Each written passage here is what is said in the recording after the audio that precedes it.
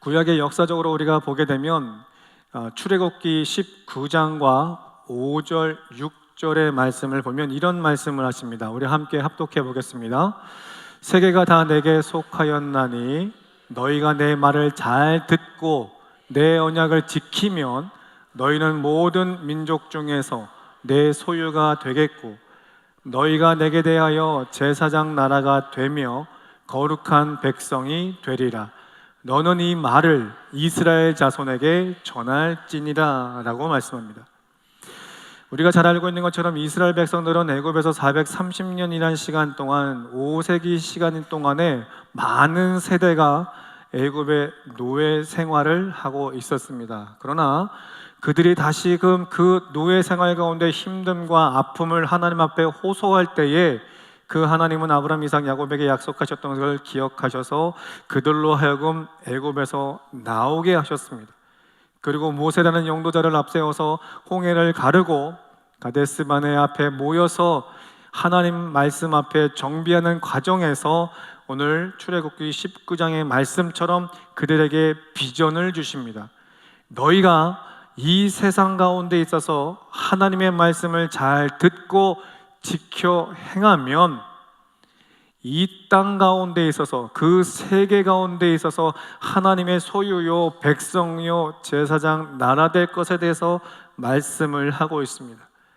이것의 전제는 반드시 하나님의 말씀 그 가르침에 순종해야 된다는 것을 말씀을 하고 있죠. 그리고 그 1세대에게만 제한돼서 주시는 말씀이 아니라 이스라엘 모든 자손에게 전해야 됨을 가르쳐 줘야 됨을 말씀을 하고 있다라는 겁니다. 그러나 우리가 잘 알고 있는 것처럼 그들은 출애굽의 1세대는 40년의 광야 생활로 하나님의 약속의 땅을 들어가지 못하게 되죠. 그 이유는 한 가지입니다. 하나님의 먼저 19장에서 말씀하셨던 하나님의 말씀을 지켜 행하지 않았기 때문이죠. 즉 하나님의 말씀에 불순종의 결과라는 것입니다.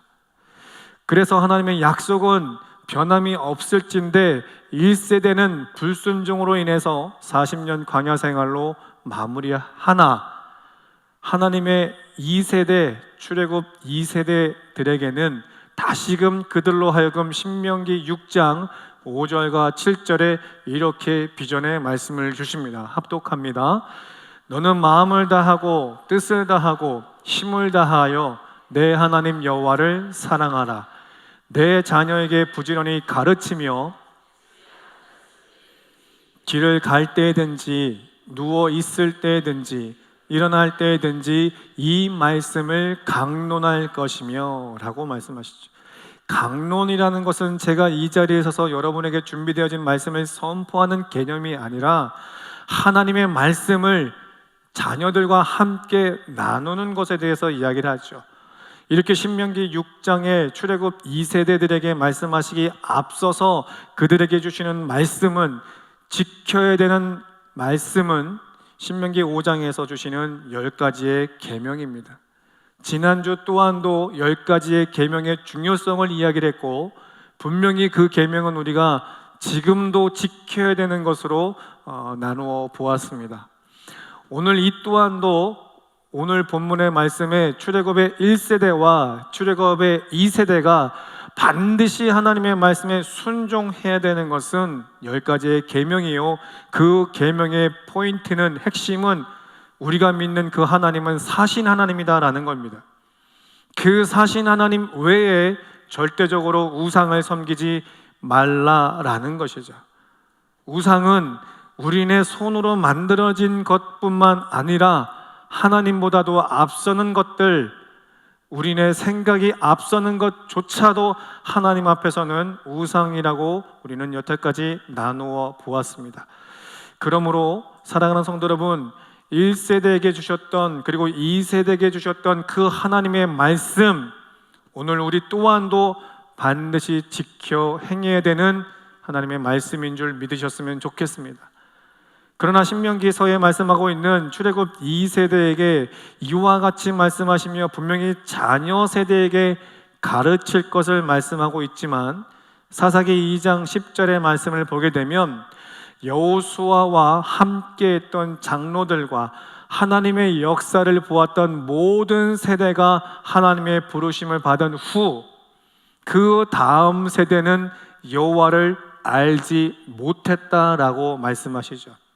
다시 말하면 1세대도 그랬지만 2세대 또한도 자녀 세대들에게 하나님과 하나님의 사심에 대해서 가르치지 않았다라는 것이죠. 그래서 그와 같은 결과가 어떤 결과를 낳게 됩니까? 결국은 사사시대를 낳게 되었고, 즉 당신들이 옳은 대로의 삶을, 즉 하나님이 떠난 세대를 살았다라는 것을 우리가 사사시대를 통해서 너무나 잘 알고 있습니다. 그 사사시대의 결과는 어떻습니까? 분열왕국 시대를 맞게 되죠. 분명히 하나님은 신정국가를 세우길 원하셔서 다윗을 중심으로 또 솔로몬을 중심으로 하나의 국가를 이루셨으나 그들이 하나님을 떠나니, 하나님의 말씀에 불순종하니 그 신정국가는 결국 남과 북으로 갈리게 되는 그러한 결과를 낳게 되었다라는 겁니다. 그로 인해서 예레미야 29장 18절로 19절에는 다시금 이런 말씀을 하십니다. 내가 칼과 기근, 전염병을 그들을 뒤따르게 하리니 그들을 세계 여러 나라 가운데 흩어 학대를 당하며 저주와 경악과 조소와 수모의 대상이 되게 함이라 라고 말씀합니다.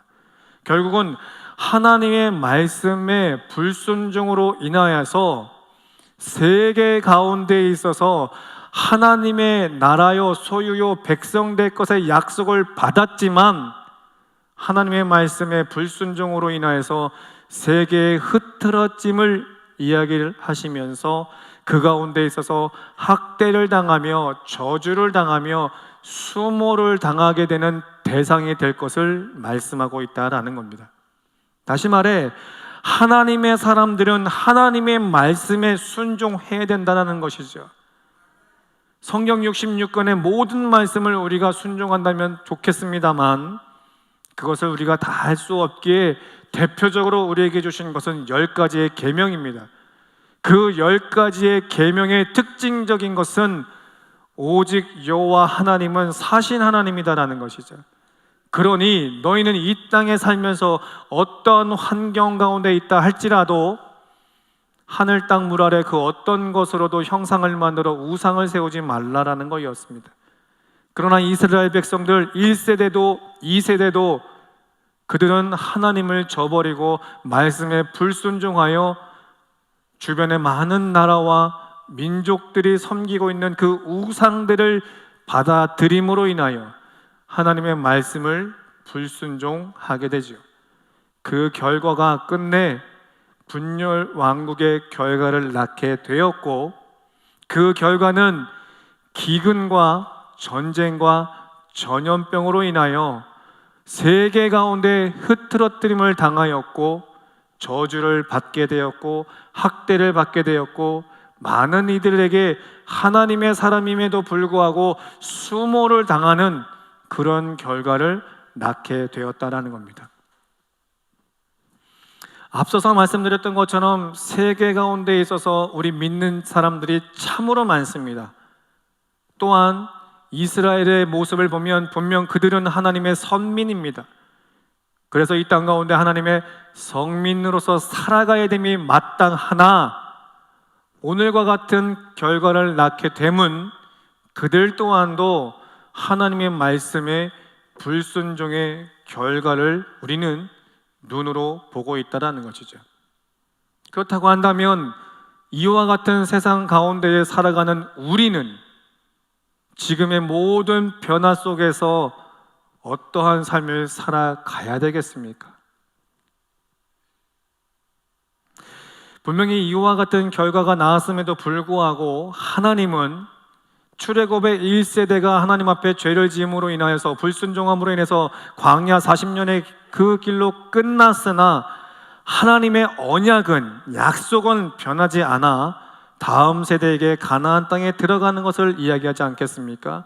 이처럼 하나님의 언약은 오늘도 변하지 않습니다.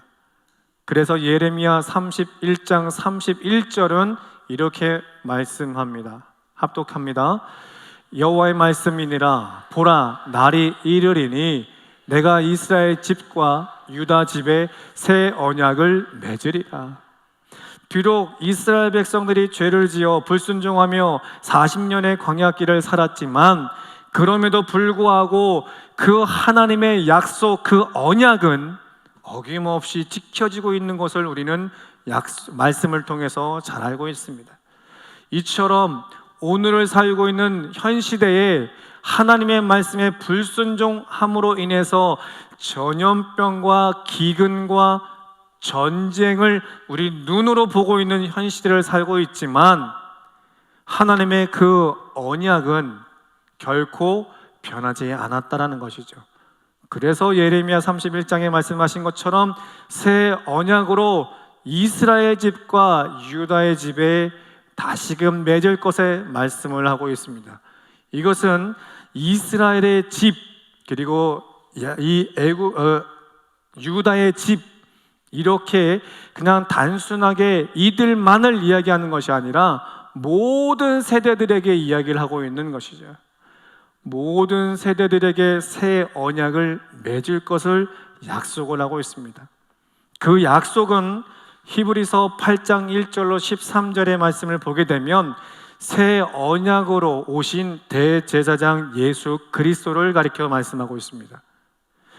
그래서 그 예수 그리스도로 말미암아 제자된 사도 바울은 오늘 이 본문의 말씀을 기록할 때에 AD 61년에서 63년 사이 그는 예수를 만난 이후 예수와 함께하는 삶이요 제자된 삶을 살아갈 때에 3차례에 걸쳐서 전도 여행을 다니게 되죠.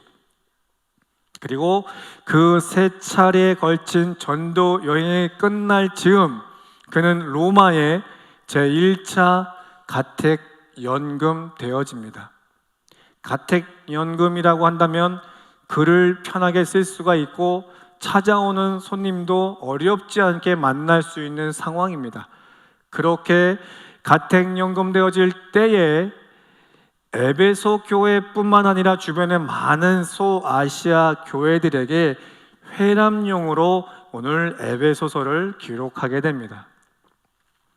그러면 이 사도 바울이 옥중서신으로 에베소와 소아시아의 교회에 이와 같이 기록을 하는 이유는 여러 가지 당시 시대 상황에 있겠습니다만은 그 가운데에 에베소 교회는 그 안에 유대인 성도와 이방인 성도가 살고 있습니다. 그런데 이방인 성도와 유대인 성도가 서로가 대립함으로 인해서 분열의 조짐이 발생하기 시작했습니다. 그래서 이 에베소 교회가 분명 하나님의 몸된 교회요 하나의 지체됨을 이야기를 하지만 각각이 믿는 그 신앙으로 인해서 또 각각의 그 인종으로 인해서 서로가 차별하고 대립하고 싸움으로 인해서 교회가 찢어지기 분열하기 직전에 있는 그 상황에 이제 사도 바울은 본문의 말씀을 기록하고 있다라는 겁니다. 그래서 그 말씀을 통해 이 이방인 성도와 유대인 성도가 그 말씀은 하나님의 말씀이니 반드시 지켜 행하라. 그 말씀에 순종하라. 그의 가르침을 따라 행하라. 라는 것을 말씀하며 오늘 본문을 기록하고 있는 것입니다. 그래서 이와 같이 먼저 기록할 때에 에베소서 2장 1절로 이하의 말씀을 보게 되면 이방인이든 유대인이든 너희는 하나님의 사람이다라는 것을 먼저 이야기를 합니다.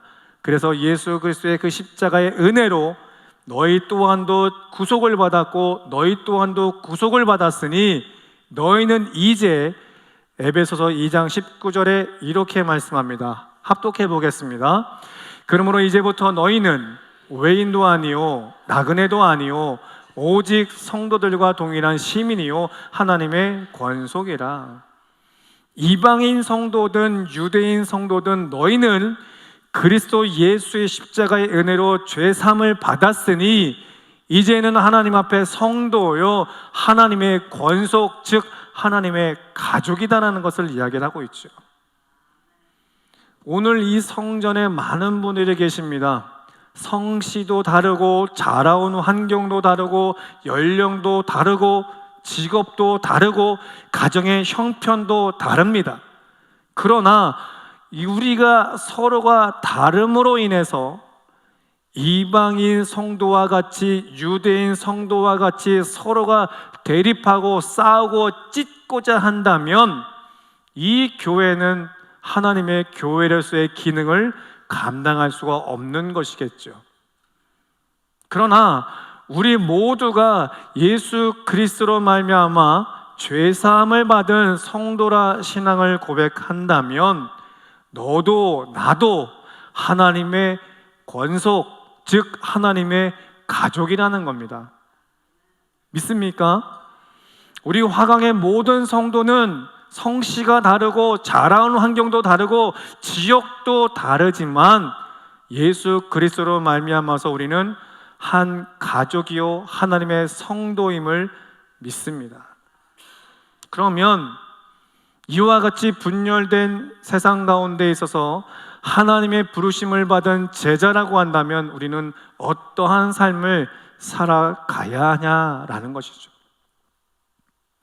제가 늘 하나님 앞에 기도하면서 간구하는 제목 중에 하나가 하나님, 세상은 변하고 점점점 무지한 세대를 살고 있지만 이 세상 가운데 있어서 하나님의 몸된 화강교회는 21세기의 초대교회가 될 수 있습니다. 하나님 도와주십시오. 반드시 우리가 예수를 믿는 믿음 안에 아름다운 신앙 공동체를 이루고 서로가 서로를 위로하고 격려하고 독려하여 끝까지 승리하는 우리 화강의 성도 될 수 있도록 하나님 도와달라고 늘 기도합니다. 여러분이 보시다시피 세상은 점점 삭막해집니다.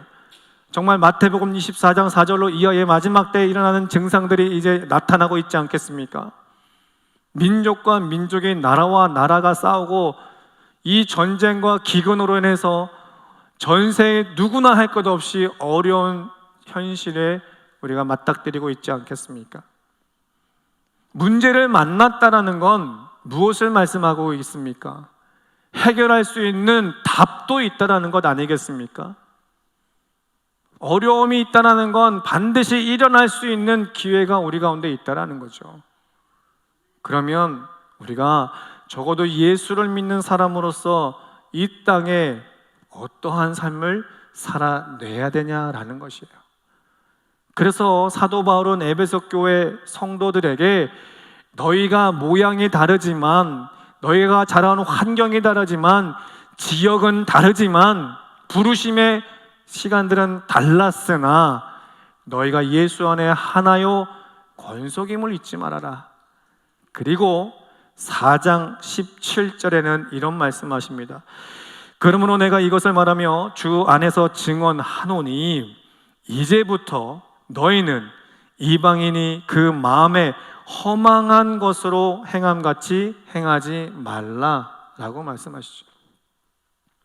너희가 하나님의 권속이니 하나님의 가족이니 이제는 이방인이 그 마음에 허망한 것을 행함같이 행하지 말라라는 거예요. 이방인의 그 허망하다라는 원 뜻을 보게 되면 하나님을 모르는 삶을 이야기를 합니다. 너희 안에 예수가 있는데 세상 가운데 산다 할지라도, 세상의 이방인들과 산다 할지라도 그들처럼 행하지 말아라. 어떠한 삶이요? 그들은 예수가 없는 삶이라는 거죠. 너희가 이 교회 신앙 공동체 안에서, 가정 공동체 안에서 이 땅에 살 때에 너희는 분명 예수 안에 있는 사람인데 세상에 믿지 않는 사람들과 같은 삶을 살아서는 안 된다라는 것을 말씀하고 있습니다.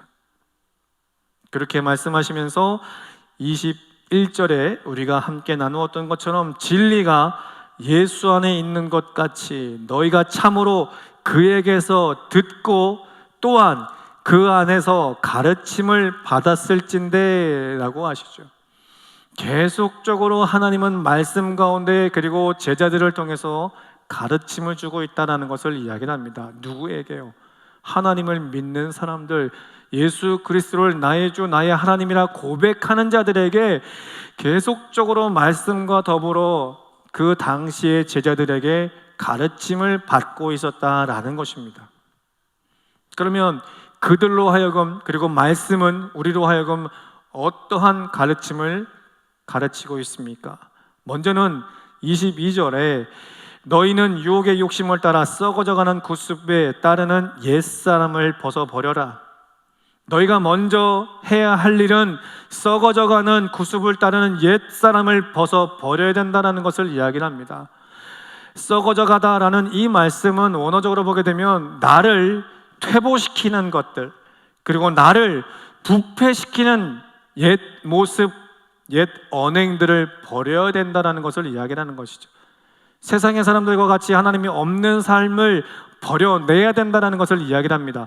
비록 우리가 살고 있는 건 세상이지만, 믿지 않는 사람들과 살고 있는 건 사실이지만, 적어도 내 안에 예수가 있다면 이들과 같은 삶을 살아서는 안 된다는 것을 이야기를 하는 거예요. 왜? 그들은 부패한 삶을 살고 있기 때문이다. 그리고 그들은 당신 스스로가 퇴보되어지는 삶을 살고 있기 때문이다라는 것을 이야기를 합니다. 그러니 너희는만큼은 퇴보된 삶을 살지 말아야 되며 부패되는 삶을 살면 안 된다는 것을 이야기를 하고 있는 것이죠. 그래서 24절에는 거룩함으로 지으심 받은 새 사람으로 살아야 된다. 성령과 함께하는 새로운 삶을 살아내야 된다는 것을 이야기를 합니다. 때로는 이 땅에 살면서 세상에 믿지 않는 사람들과 살다 보면 억울한 일 당할 수 있습니다. 그들이 내게 핍박을 가합니다. 그래서 내가 속상하고 억울한 마음에 그들과 똑같은 심정으로 하고 싶을 때 왜 없겠습니까? 그러나 그들이 내게 행한 거대로 내가 그들에게 행한다면 마음이 편합니까? 어느 누구도 그들이 행했던 것처럼 내가 그렇게 하니 마음이 편안하다라고 할 수 있는 사람은 아무도 없으실 겁니다. 왜? 여러분 안에는 예수가 있기 때문이죠. 그가 원하는 삶은 그것이 아니기 때문이다라는 거예요. 그러니 예수가 있는 너희들은 이와 같은 삶을 살아라 라는 것을 말씀하시며 25절에 이렇게 말씀합니다. 그런즉 거짓을 버리고 각각 그 이웃과 더불어 참된 것을 말하라. 참된 것을 말하라. 그리고 29절에 무릇 더러운 말은 너희 입 밖에도 내지 말고 오직 덕을 세우는 데 소용되는 대로 선한 말을 해라 라는 것을 말씀하시죠. 25절과 29절의 말씀을 한마디로 축약한다면 25절에 말씀하고 있는 이 참된 것이다라고 하는 헬라어 원어적인 뜻은 절대 진리를 이야기를 합니다. 절대 진리는 누구를 가리켜 이야기를 합니까? 예수 그리스도를 이야기하는 것이죠. 예수 그리스도의 성품은 어떻습니까? 그분은 사랑이다라는 것이죠. 즉 모든 이웃과 더불어 그리스도의 사랑을 전하는 삶이 되어야 된다는 것을 이야기를 합니다. 그것이 바로 성령으로 새 옷을 입은 사람의 나타나는 행실이다라는 것을 이야기를 하죠. 그리고 29절에 뭐라고 말씀합니까? 오직 덕을 세우는데 선한 말을 해라. 오직 덕을 세우는 것, 내 인덕을 세우는 것, 그것을 이야기하는 것이 아니라 원뜻을 보게 되면 지금 이 사도 바울이 에베소 교회 누구에게 이야기하고 있습니까? 이방인 성도와 유대인 성도들에게 이야기하고 있는 것이죠. 그러니 덕을 세우는 말을 해라, 선한 말을 해라, 이것은 덕을 세우다 너네들 각기의 덕을 세워라 이것을 이야기하는 것이 아니라 교회를 세우는 것에 너희가 선한 말을 해야 된다라는 것을 이야기를 하죠. 즉 25절로 29절의 말씀을 보게 되면 너희는 예수 안에 있는 사람으로서 이 신앙 공동체 안에는 하나님의 교회로서 아름다운 교회를 만들어가기 위해서 진리의 영, 즉 예수 그리스도의 사랑의 선한 말을 전해야 된다는 것을 이야기를 하고 있는 거예요. 아주 간단합니다. 아주 간단합니다. 우리 안에 예수가 있다면 내가 속해 있는 교회 공동체든 내가 속한 가정이든 내가 속한 사회의 어떠한 공동체든 그 안에서 예수의 사랑을 전할 수 있는 선한 말을 해야 된다는 것을 말씀합니다. 우리가 사실상 이 러시아나 또 가자 지구의 전쟁이 일어나는 것의 시작점을 본다면 하나님의 말씀의 불순종으로 인해서 시작되는 건 사실입니다. 그런데 그 불순종의 씨를 보게 되면 언행이죠. 말과 행동에 불일치되는 것입니다. 아주 간단하지 않습니까? 오늘 현 사회가 분열되는 이유가 무엇입니까? 가정이 파괴되는 이유가 무엇입니까? 사람과의 관계가 무너지는 이유가 무엇입니까? 불평에 불만에 상대를 비방하고 비판하는 그러한 말들로 인해서 가정은 찢어지고 사람과의 관계도 찢어지고 이것이 더 넓혀지니 정치, 경제, 이 나라, 세계 가운데 모든 것이 찢어지는 원인의 근본적인 것을 이야기하지 않겠습니까? 이와 같은 상황 가운데 있어서 사도 바울은 너희가 이와 같은 삶에 반드시 너희는 하나님의 사람임을 잊지 말고 오직 예수 그리스도의 사랑으로 교회를 세워나가기 위하여 선한 말을 해야 됨을 강조하고 있다는 겁니다. 그래서 마지막으로 31절과 32절에 이런 말씀을 하십니다. 너희는 모든 악독과 노함과 분냄과 떠드는 것과 비방하는 것을 모든 악의와 함께 버리라. 불필요한 말들 입 밖에 끄집어내지 말라라는 것을 이야기하지 않겠습니까? 그렇다고 하면 대신에 어떤 삶을 살아라? 32절에 서로 친절하며 불쌍히 여기며 서로 용서하기를 하나님이 그리스도 안에서 우리를, 아니 나를 용서함 같이 하라라는 것이죠. 서로가 비방하는 것으로부터 이제는 끝을 내라. 대신에 너희 안에서 서로 친절하라. 원어적으로 뜻을 보게 되면 인자함으로 대하라. 그리고 불쌍히 여겨라. 상대를 배려해라. 그리고 용서해라. 은혜를 베풀라 라는 것을 말씀하세요. 이것은 예수님께서 이미 우리에게 먼저 보여주신 모습 아니겠습니까? 그분이 우리로 하여금 인자한 모습에, 우리를 배려하는 모습에, 우리에게 은혜를 베푸는 모습으로 인하여 우리가 오늘을 살고 있는 것 아니겠습니까?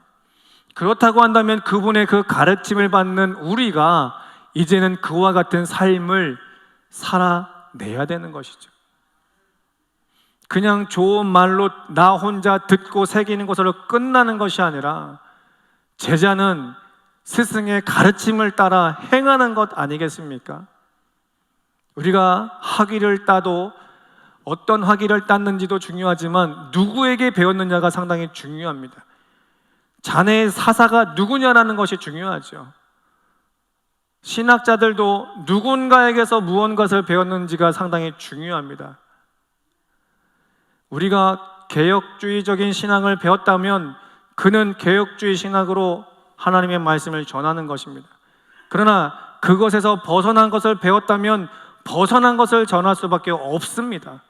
이처럼 우리가 예수를 나의 주 나의 하나님이라 신앙을 고백한다면 그분에게서 우리는 배워야 되는 것을 그 배운 것으로 끝나는 것이 아니라 여러분의 가정에서, 교회에서, 속한 모든 공동체 안에서 이제는 드러내야 되는 빛과 소금의 사명을 감당해야 되는 하나님의 제자된 삶인 줄 믿으셨으면 좋겠습니다. 말씀을 정리합니다. 사랑하는 성도 여러분, 우리가 지금까지의 삶을 살아가다 보면 누군가의 이 사상과 이론이 전해짐으로 인하여 변화되어지고 있는 현 세대를 살고 있는 것 아니겠습니까? 그렇다고 한다면 우리가 예수를 믿는 사람이라면 누구에게 배웠습니까? 하나님에게로부터, 말씀으로부터 우리는 가르침을 받는 하나님의 사람이라는 것이죠. 그 하나님의 말씀을 가르침을 받았다면 이제는 여러분의 서 있는 그 자리에서 행할 수 있는 제자된 화강의 성도 될 수 있기를 축원해 봅니다. 서두에 제가 출애굽의 1세대와 출애굽의 2세대를 이야기를 했습니다. 그들이 왜 사사시대를 맞았고 그들이 왜 분열왕국 시대를 맞았다고 했습니까? 그 하나님의 말씀을 자녀들에게 가르치지 않았기 때문이죠. 행하지 않았기 때문입니다. 그래서 오늘 이 에베소 교회에 이 이방인 성도와 같이 이 유대인 성도와 같은 결과를 낳은 것 아니겠습니까? 이 땅에 많은 예수를 믿는 사람이 있지만 그들이 하나님의 주신 그 말씀대로 살아가고 있다면 오늘의 현실의 문제를 우리가 받았겠습니까? 사랑하는 성도 여러분, 적어도 우리 화강의 성도는 예수 그리스도를 나의 주 나의 하나님이라 신앙을 고백하는 성도인 줄 믿습니다. 그렇다고 한다면 그분의 가르침을 따라야 되는 그런 성도인 줄 믿으셨으면 좋겠습니다.